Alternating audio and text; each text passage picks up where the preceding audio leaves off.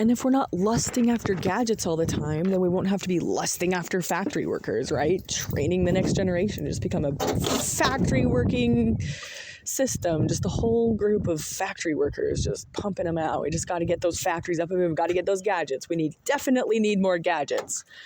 One thing I see when I look around in the world, I look around and I say, you know what we need more of? It's gadgets. We need gadgets so bad that we need to give our kids a very stress-filled, anxiety-riddled childhood. They need to have it figured out by the time they turn into adulthood, and they need to be proficient and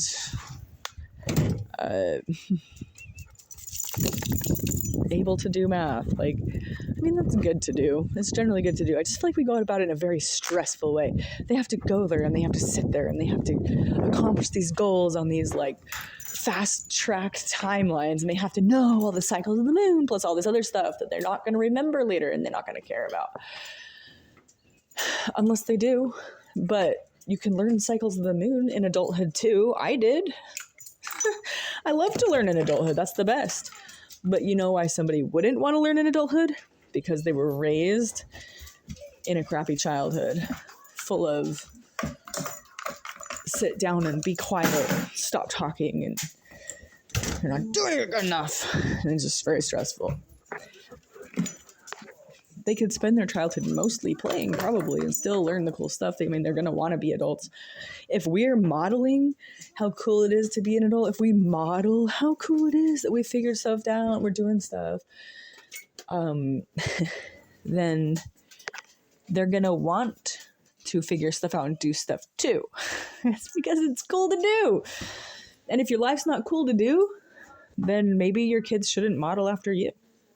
You know what I'm saying?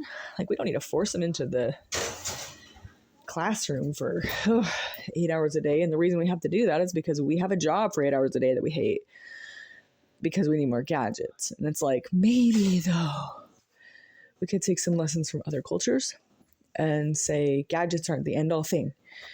We've reached a point in human society that maybe we could just try the love stuff. Maybe we could just try to calm down and relax and try to go back in balance and just kind of try cooperation, try living in peace, try loving our neighbors in peace.